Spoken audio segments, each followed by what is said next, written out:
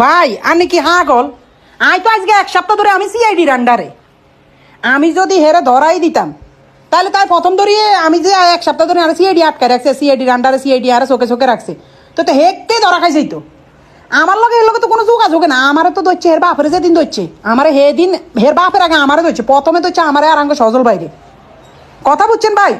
মানে এসব মিথ্যাচার কেন যে চালায় আল্লাহর গজব পড়বে এখন তার উপরে।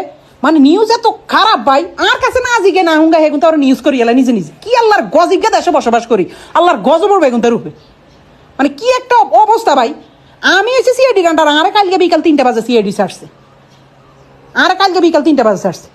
আল্লাহ গেল কোনো যোগাযোগ নাই কিছু না, হে বেলে নোয়াখালী গেছে। হের ফ্যামিলির মধ্যে মাত্র আমি ওই আহাত ভাইয়ের লগে দুলাভাইয়ের লগে কথা কইছি। দুলাভাইকে তোর নাম কেন মানুষ বলে আমি বুঝলাম না। কি রে ভাই, এখন আঙ্গু টিমের মধ্যে আরো একটু সিনা পরিচিত দিয়ে অন বুঝে আইফুট কি মারাটা খাইম, এটা কোনো কথা? এটা না আমি কিছু ভিডিও বানাই